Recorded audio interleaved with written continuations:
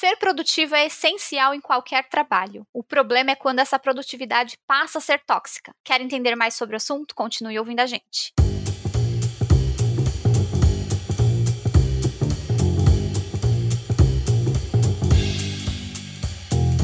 Olá, seja bem-vindo a mais um episódio do seu podcast semanal Foca no Trabalho, para falarmos sobre carreira, mercado de trabalho, empregabilidade e muito mais. Eu sou a Bru Garcia. E eu sou a Ale Falsarella e hoje a gente está com uma convidada especial, a Caroline Marino, que é jornalista e escritora, para falar um pouquinho sobre produtividade tóxica. Carol, se apresenta para os nossos ouvintes. Oi meninas, primeiro muito obrigada pelo convite, estou muito feliz de estar aqui com vocês.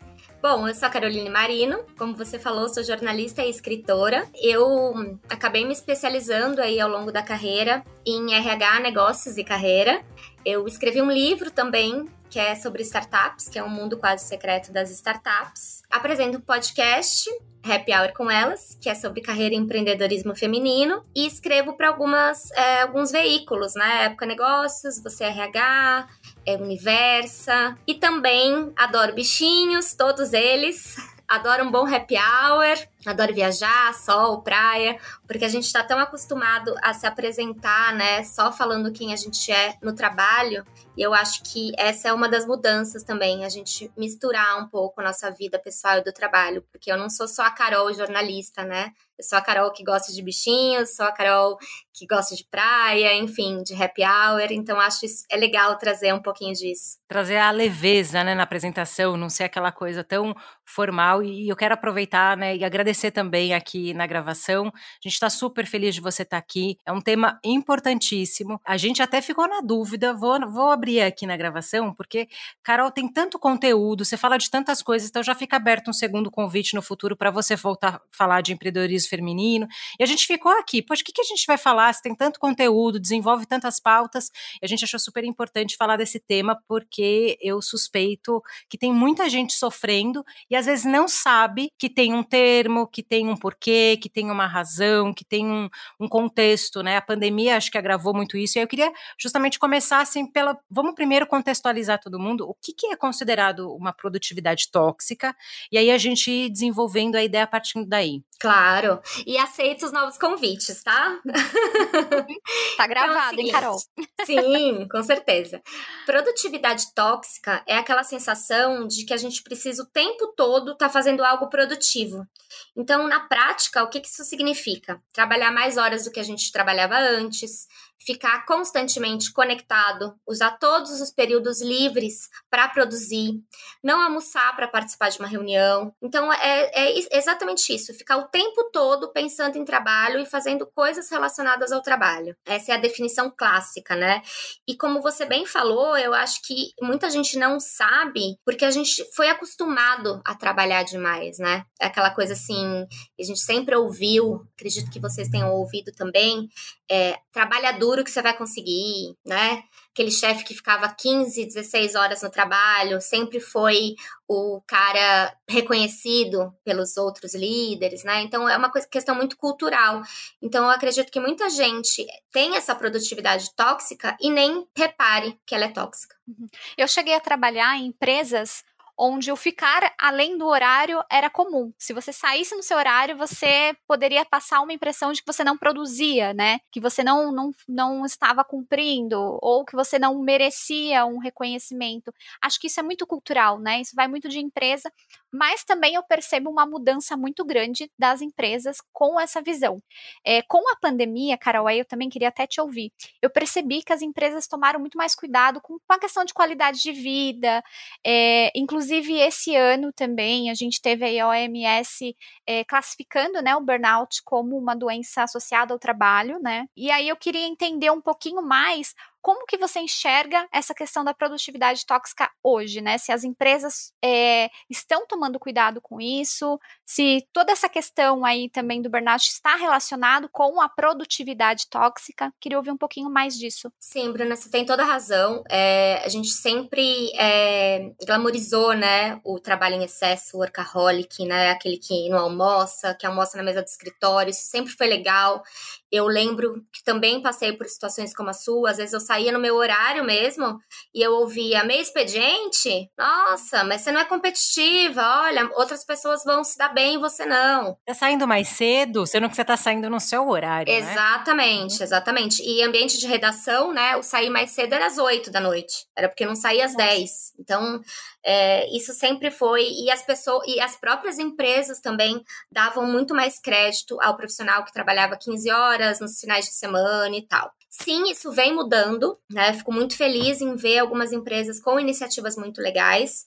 Mas, assim, tem muita gente que fala e não faz, né? Tem muita empresa ainda que fala que presta atenção aí na saúde mental do colaborador, mas na prática isso não funciona. A gente conversa aí com alguns profissionais de empresas que se dizem super flexíveis e super atentas à saúde mental, e na prática não é verdade. Então, eu acho que falta ainda a gente sair mais do discurso e ir para a prática de verdade.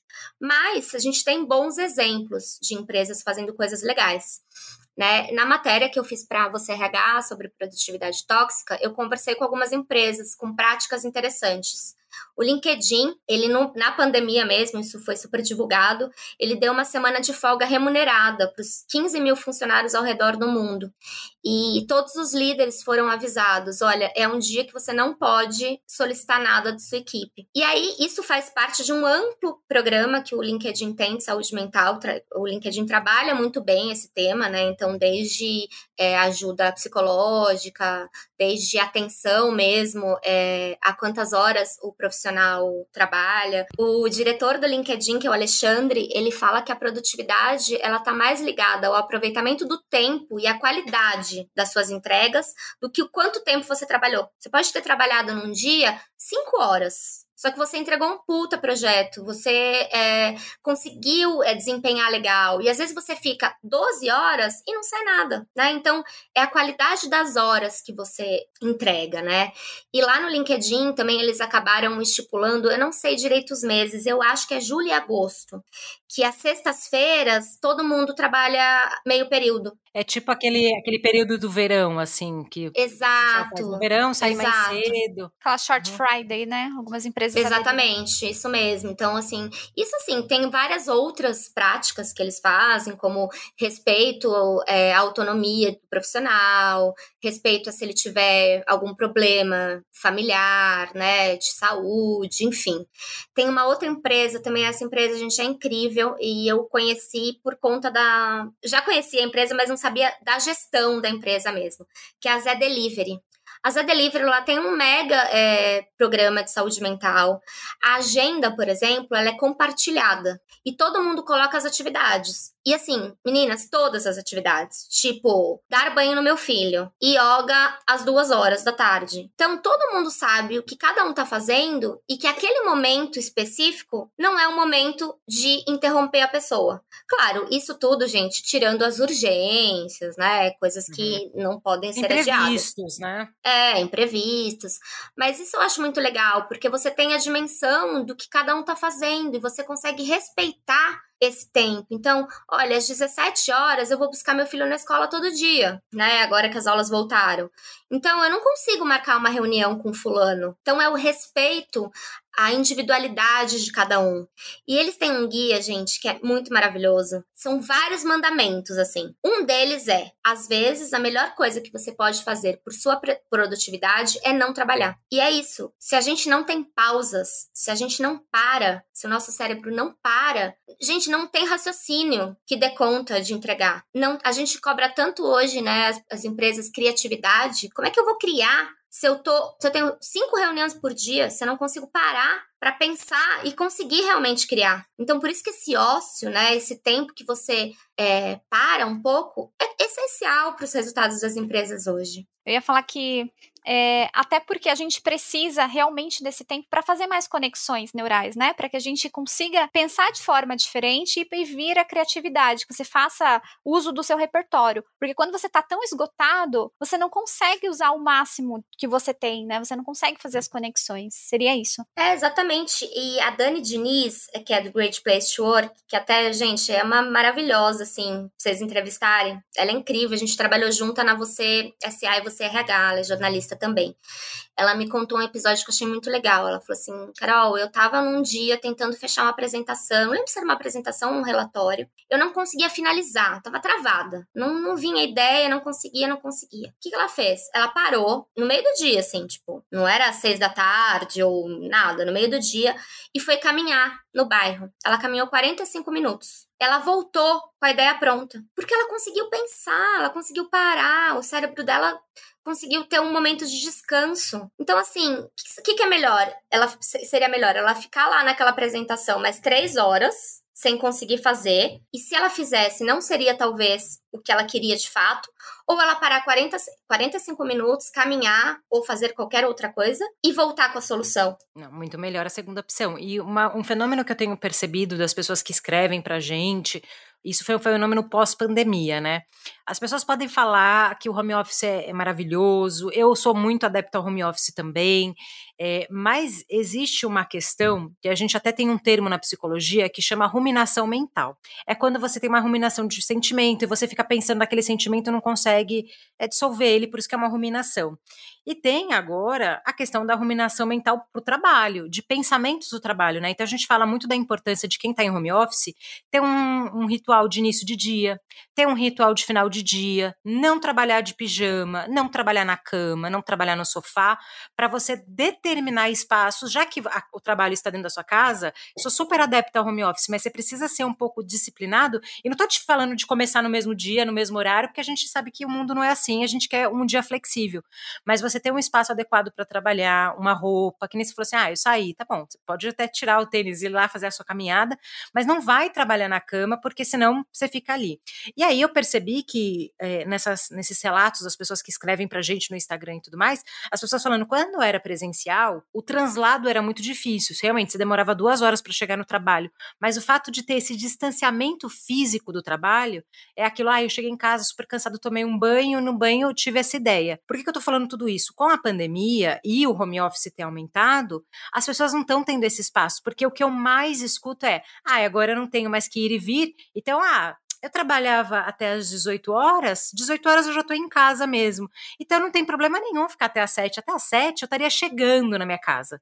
E aí virou 7, virou 8, e aí agora as pessoas estão tendo jornadas assim de pelo menos, o padrão hoje é quase que 12 horas, assim. Tá todo mundo ali começando às 8, terminando às 8, assim. Pra quem tinha 8 às 18, sabe? Aquele horário do translado virou trabalho.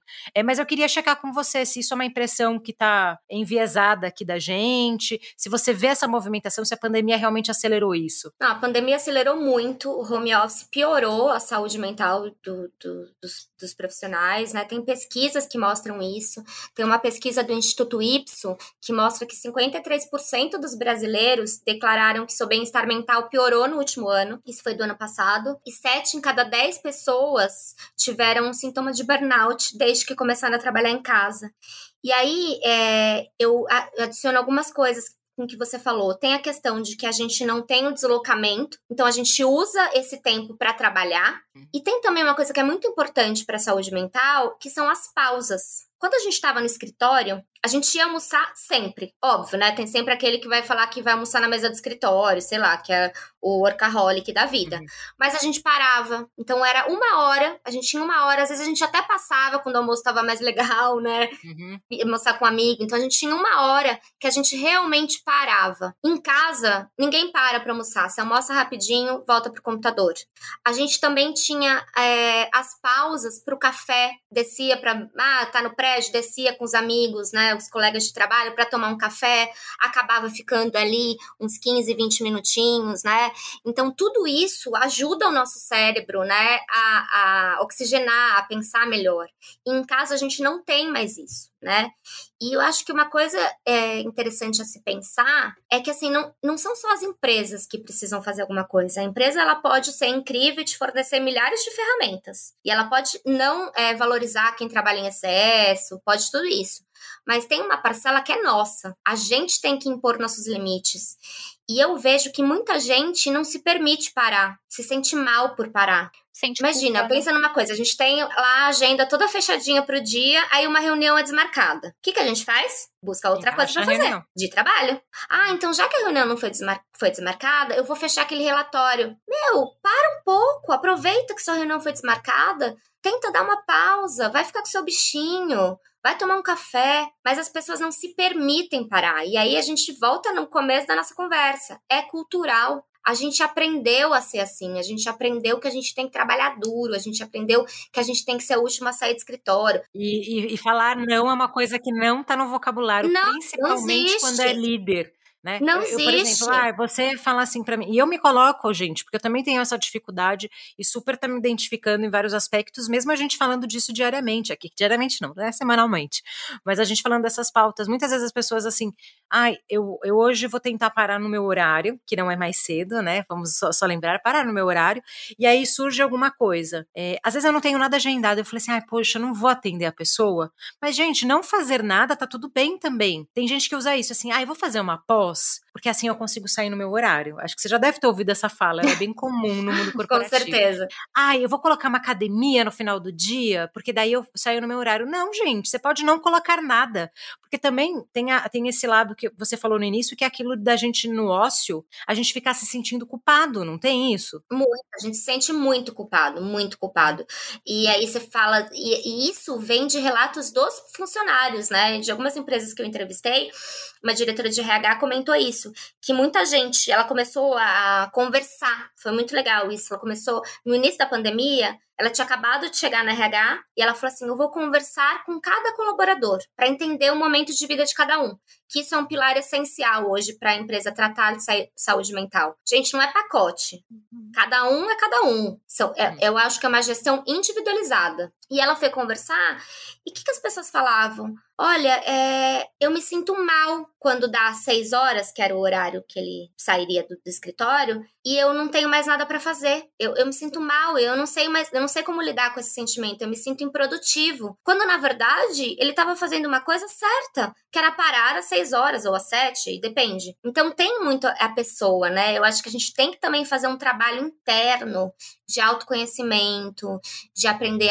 a dizer não, de colocar coisas na agenda que sejam factíveis. Não adianta encher a agenda de coisa se a gente não tem braço para atender todas as coisas, né? Não adianta dizer sim para tudo se a gente não consegue fazer. Então tem um trabalho aí que é da pessoa, que é do profissional, né? Claro que ter uma empresa que apoie isso é sensacional, mas cabe a gente também impor os nossos limites.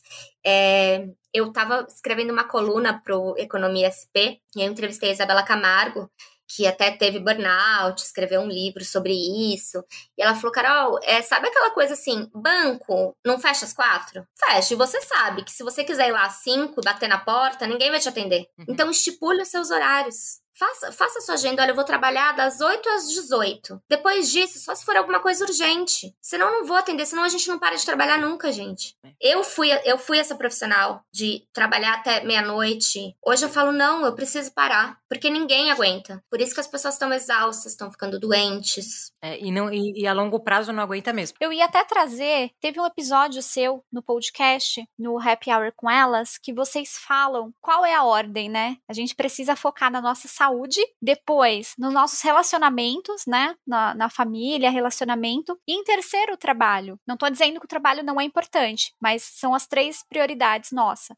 Mas que nós temos o hábito, né? Até por esses vieses inconscientes de colocar sempre o trabalho acima de tudo. Só que sem saúde, você não consegue executar um bom trabalho e produzir. E sem o relacionamento, também afeta muito você, né? Porque são as pessoas que estão ali, o relacionamento é o que fortalece. E aí eu queria até que você falasse um pouquinho disso, né? Que você trouxe esse ponto lá no podcast, que eu achei muito interessante, porque aqui a gente está falando de produtividade tóxica, mas a gente tá trazendo também o prejuízo disso, né? A consequência, que é o quê? Como abala a nossa saúde, seja saúde física ou saúde mental. Por isso que as empresas estão tendo tanto esse olhar, porque está prejudicando também nos resultados, né? Sim, ninguém consegue produzir quando tá mal, né? Não existe isso. E aí é uma questão assim, vem lá a gente for pensar em épocas de trabalho, né? Lá na era industrial, né? As pessoas trabalhavam, o trabalho era a vida delas, né? E muitas pessoas têm esse resquício de que o trabalho é a vida, né? É a brincadeira que eu fiz no começo. Você se apresenta dizendo onde você trabalha, você mostra seu crachá, né? O seu cartão de visita. Só que o trabalho é só uma parte da nossa vida, que, claro, é super importante. Eu sempre falo, tipo, tem que ser bacana, né? Tem que estar alinhado com o seu propósito, tudo isso. Mas é só uma parte. A gente tem uma outra parte, né? A gente tem questões pessoais, a gente tem questões de saúde. E essas são as primeiras coisas, né? Isso que constrói a nossa vida, né? Que aí a gente consegue buscar o nosso propósito, né? Enfim, a nossa personalidade, né? São as nossas relações, né? De familiares e de amigos. E é exatamente isso que você falou. Se você não tem saúde, não tem como você produzir. Por isso que as empresas têm que olhar. Então, assim, você tá com um colaborador que passou por um divórcio, você vai ter que olhar para as metas dele e para as entregas dele de maneira diferente. E essa é a gestão individualizada, né? E aí entra a importância dos líderes terem conversas com seus funcionários. Não é conversa de equipe, é conversa com uma pessoa só. Né, não tá tão na moda o famoso 1 a 1, né? Converse de verdade. E aí eu até queria aproveitar, porque eu tava com isso assim na cabeça, você praticamente leu meu pensamento, Carol, que é justamente o papel da liderança, né? A gente tava conversando, a gente tem até um episódio sobre segurança psicológica, mas eu queria conversar um pouco isso, porque eu percebo que a maioria dos colaboradores, eu não tenho uma pesquisa, eu tô falando de achismo, mas é achismo baseado nas conversas que a gente tem aqui, que as pessoas, elas não se sentem seguras para falar assim, olha, gestor, vou pegar o seu exemplo, eu estou passando por um divórcio e tá muito difícil aqui para mim, né, tá mudando a minha vida, tô mudando de casa, não sei o quê. Eles as pessoas não têm essa segurança para dividir isso. E eu queria checar com você se você tem essa, ou se você tem até dados, né, ou essa impressão. O gestor, ele não dá espaço para o colaborador falar a verdade real mesmo, ou falar, olha, você tá me controlando demais, me microgerenciando, isso tá me fazendo mal, ou assim, eu tô trabalhando todo dia, 12 horas por dia, não vou aguentar mais tanto tempo, não dou conta. Eu não vejo as pessoas tendo esse espaço tão aberto, sabe, com seus líderes, que é quem faz a cultura, o dia a dia de fato acontecer, né? Perfeito, é exatamente isso, Alessandra. Eu acho que, como eu falei, as empresas falam muito, tem um discurso aí de respeito às individualidades e questões de saúde, mas na prática, em muitos lugares ainda não é assim. Os profissionais têm medo de falar não, os profissionais têm medo de falar que não tá legal, né? As doenças mentais melhorou muito, mas ainda tem um estigma aí negativo. É diferente quando você fala eu estou com um problema no coração e eu estou com depressão ou burnout. Ainda existe um preconceito, por mais que tenha melhorado. Então, falta sim abertura. As pessoas têm muito medo de ser mandadas embora. As pessoas têm muito medo de falar, putz, eu vou falar não para esse projeto, e aí meu gestor vai colocar outro, e aí o outro vai ser promovido e eu não. Tem muito esse receio, com certeza. E aí, o que eu acho que a empresa tem que fazer e os líderes, né? Os líderes são um exemplo. Então, começa do líder. O líder também tem que se mostrar vulnerável. O líder também tem que mostrar que ele é frágil em alguns momentos, que ele não tem todas as respostas. Essa coisa de super-heróis e super-heroínas, gente, já deu, entendeu? Não é mais legal. A vulnerabilidade é boa. O profissional, ele vai se espelhar em você, então ele vai falar, pô, se meu líder às vezes ele erra, ou se meu líder às vezes não tá num dia legal, eu também posso. Agora, se esse cara, né, esse líder, né, essa líder se coloca num lugar do tipo, trabalho 14 horas por dia, mando e-mail de final de semana, respondo e-mail de final de semana, nenhum problema me abala, nenhuma equipe, ninguém da equipe vai se sentir à vontade de relatar, olha, eu tô exausto, olha, eu tô com muita demanda, porque ele vai ter medo de ser mandado embora, e com esse líder real, ele vai ser mesmo, porque a mentalidade, então, é uma mudança cultural, né, é uma mudança que cultural. Influencia a geração? Porque assim, uma vez eu tava assistindo um vídeo, que é muito bom, canal no YouTube, mas é um canal no YouTube meio gringo, assim, que eles fazem e eles falam da produtividade, do workaholic workaholic, e você pode até perceber que filmes mais antigos, dos anos 2000, ele retrata muito isso, né? O jovem, a ascensão do trabalho. Então, se você pegar, por exemplo, comédia romântica, tipo Morning Glory, ou pegar o Como Perder o Homem em 10 Dias, você tem lá a figura feminina da menina que trabalha pra caramba, que tá ali correndo atrás. Tem vários filmes que tem esse estereótipo. Porque eu acho que a gente vem de uma, vamos dizer assim, ainda tem ali um vestígio daquela carreira, principalmente anos 70 e 80, que, né, mundo corporativo, as coisas cresceram. Essa geração mais nova, principalmente milênios, que estão começando a entrar a Z agora no mercado corporativo, a gente já vê ele num movimento diferente. Eu acho que isso tem muito a ver com a nossa faixa, né? Sei lá, acima de 25 anos, acima de 28 anos para cima. Ou você não fala assim, não tem nada a ver com geração, porque eu acho que a geração mais nova, eles estão se posicionando de uma forma diferente, querendo equilibrar mais os pratinhos, não estão aceitando qualquer condição de trabalho, e é por isso que a gente vê muito conflito dentro das organizações também.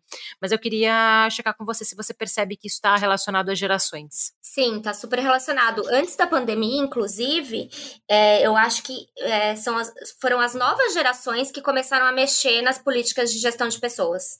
Porque, né, o RH percebeu que reter cara da geração Y, Z, não é igual a das outras gerações, né? Então, esse profissional, ele busca mais qualidade de vida, ele não tolera trabalhar numa empresa que não se preocupe com questões de diversidade, meio ambiente. Então, tudo isso começou a mexer, né? E aí, esses jovens estão entrando nas empresas, logo mais eles têm um cargo de liderança, e se as empresas não mudassem, elas iriam perder esses talentos. Então, eu acho que toda essa mudança de gestão de pessoas, né, as ações diferentes que as empresas têm trazido, começou muito com a entrada dessas novas gerações, né? Teve até uma pesquisa, eu não vou lembrar a pesquisa de qual instituto, que fala, né, que os jovens preferem não trabalhar numa empresa. Não sei se vocês viram alguma coisa assim. Ah, eu vi. Você viu? Preferem ficar desempregados do que trabalhar numa empresa que não está aderente aos objetivos, acho Exato, que exato. Então, tem muito essa geração nova aí, tá mexendo com as estruturas das empresas. A gente vê mudanças não só na questão de saúde mental e qualidade de vida, flexibilidade, mas também nas políticas mesmo, né? As hierarquias estão caindo, né? Não é mais aquela coisa... Sou seu chefe, tipo, coordenador, gerente, diretor, vice-presidente, né? As movimentações, elas estão mais fluídas, os funcionários, as empresas estão dando mais autonomia aos funcionários, aí também teve toda essa ascensão das startups, né? Com startups de muito sucesso também, que tem um ambiente muito mais flexível, muito mais colaborativo, e as grandes estão aderindo a todas essas práticas, com certeza, por conta das novas gerações. Perfeito. Carol, eu queria perguntar para você agora, alguém que ouviu esse episódio, né? Um ouvinte ouviu o episódio e se identificou com tudo isso. Se identificou que durante o dia a dia ele tem ali aquela produtividade tóxica. Quais são as 3 dicas que você dá para a pessoa começar a abrir mão disso, né? Começar a ter essa mudança de hábito e essa mudança ali na rotina do dia a dia, e que ela possa levar isso para o ambiente de trabalho, para que outras pessoas também consigam enxergar que isso realmente não faz bem. Eu acho que o primeiro ponto, a gente fala um pouquinho sobre isso, é aprender a dizer não. Porque quando a gente diz sim para tudo, a nossa agenda não acaba e a gente acaba vivendo a agenda dos outros, né? Porque a gente sempre recebe alguma mensagem do tipo assim, mas é urgente, eu preciso pra ontem. É urgente pra quem? Pra você? É real que é urgente pra você? Tipo, pra mim não é a minha assim, prioridade. É urgente, você faz correndo e a pessoa depois não olha. Exato, acontece muito isso. Vai ver aí você manda um e-mail lá, tipo, o projeto que a pessoa queria, numa quarta-feira, ela vai te responder na segunda. Então, pra quem que é urgente, né? A gente não pode mais viver a agenda dos outros. A gente tem que viver a nossa agenda, né, com as nossas prioridades. Então, aprender a dizer não, eu acho que é o primeiro passo. E aí vai muito de você ter uma organização, ter uma agenda bem planejada, né? Para você conseguir saber exatamente, planeja a tua agenda no dia anterior, né? Tudo que você tem que fazer, quais são suas reuniões, quais são suas entregas, o que é urgente, o que não é urgente, quais são as prioridades. Eu acho que tudo isso tem que estar bem listado para você saber se você pode dizer sim ou não a alguma coisa, né? Porque você só pode dizer sim se realmente couber na sua agenda, né? Se você realmente conseguir entregar. Eu acho que esse é um primeiro passo. E eu acho que é um dos passos mais difíceis, né? A gente não tá acostumado a dizer não, né? A gente diz sim pra tudo, a gente tem medo de... Ai, putz, mas se eu falar não, o que ele vai achar, né? Enfim, eu acho que é um dos passos mais difíceis. O segundo é conseguir estabelecer essa agenda de prioridades, né? Listando o que é prioridade, o que é urgente, o que é para hoje, o que eu posso entregar amanhã. E nessa lista, eu acho essencial colocar as tarefas pessoais também. Porque às vezes você pega lá teu dia, né? Fala, olha, eu tenho 12 horas para fazer alguma coisa. Ok, mas nessas 12 horas você tem compromissos pessoais também. E se você encher essa sua agenda de compromissos profissionais, você não vai conseguir cumprir essas tarefas, porque você esqueceu de colocar as suas tarefas pessoais. Então, faça uma agenda real com as suas demandas de trabalho e com as suas demandas da vida. Então, coloca tudo mesmo, né? Então, eu tenho que buscar meu filho na escola, eu tenho que fazer almoço, pensando no home office hoje, eu tenho um exercício físico, que eu faço um yoga, eu vou numa academia. Então, lista tudo. Ah, uma coisa essencial, autoconhecimento. Gente, quando eu trabalhava na Você S.A., a gente tinha bode de autoconhecimento, que a gente falava, tudo é autoconhecimento? É, porque se você não se conhece, se você não conhece os seus limites, se você não conhece as suas fraquezas e as suas fortalezas, você não consegue ter uma produtividade saudável. Tudo vai virar tóxico, porque você precisa se entender, você precisa se conhecer, né? Então, por exemplo, quando você vai estabelecer, e isso é super importante para você estabelecer seu planejamento semanal, né, diário. Se eu me conheço, então eu sei que o meu horário mais produtivo é a partir das 10 horas. É o horário que eu mando bem, que eu consigo fazer tudo. Então, reserva esse tempo para você fechar os seus relatórios, para você fazer um projeto que demande mais atenção, né, mais foco, né? Então, um horário que eu tô mais dispersa, faz atividades que demandem menos atenção. Então, esse autoconhecimento, saber a melhor forma que você trabalha, os melhores horários que você trabalha. E também questões até de propósito mesmo, né? O que vai contra aquilo que você acredita, que você não quer fazer. Porque às vezes você está sofrendo e é um valor estrutural, não é algo prático. Exatamente. Né? É algo inegociável, né? O seu exemplo é uma coisa ótimo. Que vai contra aquilo que você acredita. Então você tá sofrendo, angustiado, porque você disse que ia entregar tal coisa, mas que não tem nada a ver com aquilo que você acredita.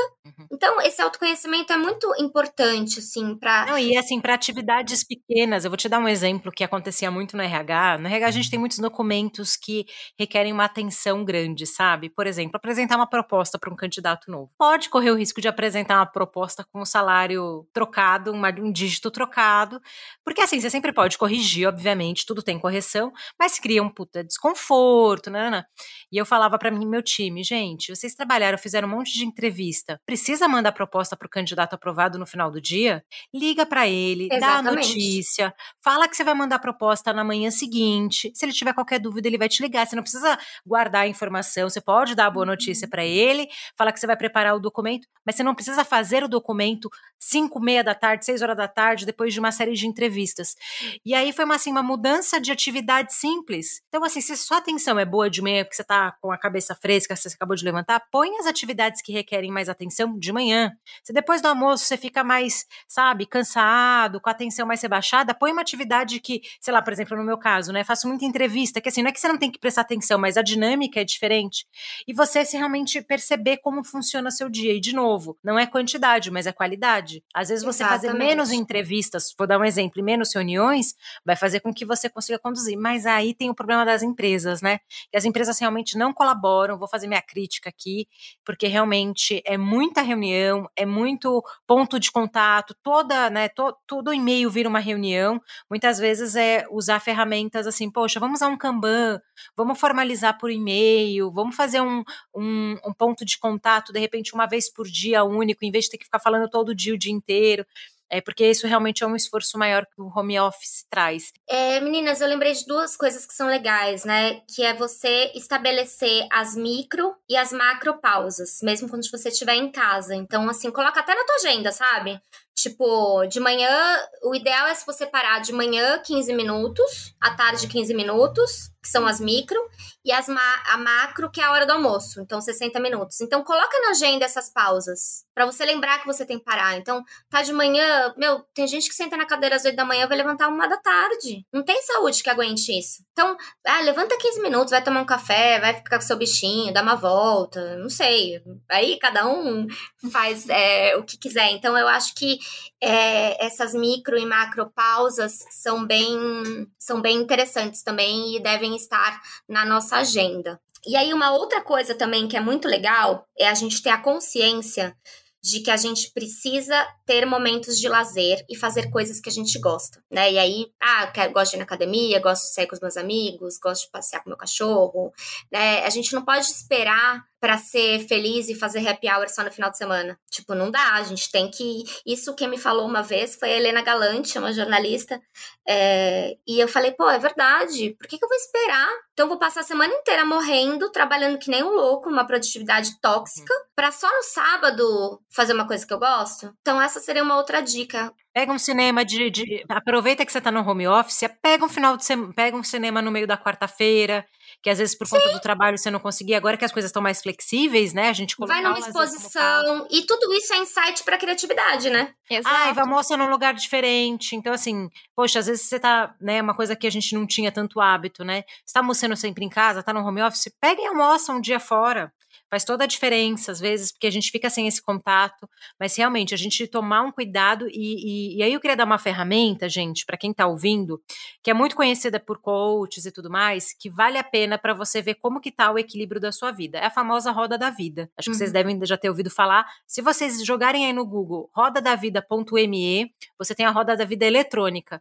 Joga aí, faz um exercício. Esse exercício ele é muito bacana, porque você consegue colocar pontuação de quanto que tá cada pilar da sua vida. Então, saúde. Qual foi a última vez que você fez um check-up? Se faz mais de 2 anos, é 0 aí a saúde. Não, tá em dia, legal. Então pode pôr uma nota aí bacana. Nossa, bem legal. Família, quanto que tá essa nota? E aí você faz a roda para você conseguir visualmente checar o que aquilo tá super funcionando e que é aquilo que você tem que cuidar, porque é aquela história que você falou, Carol, e você falou muito bem. Às vezes mesmo no nosso dia a dia a gente tem que priorizar. Então essa semana eu vou colocar, esse mês vai ser o mês do check-up, eu vou fazer os meus exames, eu vou cuidar disso, e aí você dá uma diminuída no lazer, porque você vai colocar um pouco de compromisso. Não, esse mês é o mês do lazer, eu vou 2 vezes por mês no cinema, até um negócio virar uma rotina natural, porque tem a questão do hábito também. Certeza. Se você tá numa linha muito de trabalhar continuamente, para você sair dessa tendência, às vezes é difícil, então põe um tema do mês, o tema do mês eu vou cuidar da minha saúde, faz seus exames, cuida ali, agora eu vou olhar para os meus amigos, então eu vou marcar pelo menos com 2 amigos esse mês fazer alguma coisa, e aí aos poucos as coisas vão encaixando e vão fluindo melhor, assim, Carol, eu acho que esse episódio, ele deveria ser obrigatório para todos os seres humanos, tá? Incrível as suas dicas, incrível o seu conhecimento, eu queria muito que você deixasse aí onde que as pessoas te encontram, suas redes sociais, que vai ter muita gente que com certeza vai querer te procurar. Recomendo que vocês leiam a reportagem da Carol na Você RH, né, que saiu, né? Você RH, Na Você RH, obrigada. Para ler na íntegra, realmente é um conteúdo riquíssimo. Onde que o pessoal te encontra? Deixa suas redes, se quiser também deixar uma mensagem, enfim, fica à vontade. Tá, eu queria deixar uma frase aqui, que foi o começo da minha reportagem da Você RH, que eu acho que é muito legal para as pessoas refletirem. É do livro Essencialismo, a disciplinada busca por menos. E se ninguém mais achasse que estar ocupado é ser importante? Eu acho que vale a gente pensar, né? A gente aprendeu muito aí ao longo dos anos que estar ocupado é ser importante, é ser bem-sucedido, aquelas frases clichês, meu, que eu detesto. Trabalha enquanto eles dormem. Não, tem um infarto, né, enquanto eles dormem, porque, não é assim. Quando você ama o que você faz, você não trabalha nenhum dia da sua vida, gente, pelo amor de Deus. Não, trabalho, entendeu? Então, né, eu acho que a gente tem que quebrar aí esses estereótipos. E, bom, então, eu fico feliz de ter ajudado de alguma forma. Para me encontrar, eu tô no Instagram, carol.marino, com 2 Os. Eu tô começando a publicar bastante texto lá, com dicas de RH e de carreira, além de compartilhar também as minhas matérias lá no Instagram. E também tô no LinkedIn, né, Caroline Marino, tô por lá também, mas eu tenho usado bastante o Instagram para essa interação mesmo com as pessoas, de dar dicas e tal. E queria deixar o convite para a galera que não escutou ainda, conhecer o Happy Hour com Elas, que é um podcast aí voltado para mulheres, né? Sobre carreira e empreendedorismo feminino. Já fica o convite para você voltar e falar dessa pauta, que é uma segunda pauta que a gente quer muito abordar. E de verdade, assim, o episódio ficou maravilhoso, quero agradecer muito.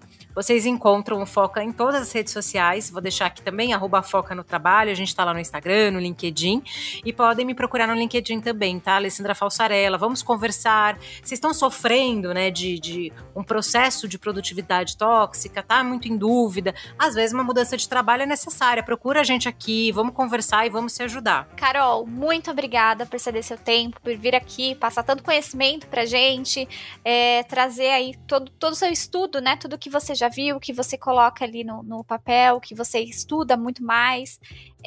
Eu queria agradecer e fica o convite, como a Lê falou, para um próximo episódio. Muito obrigada. E vocês me encontram também nas redes sociais, no LinkedIn, como Bruna Santana Garcia, e nas redes do Foca, como a Lê falou. É isso, gente. Então até o próximo episódio. Obrigada, viu? Tchau. Muito obrigada, adorei. Tchau, tchau.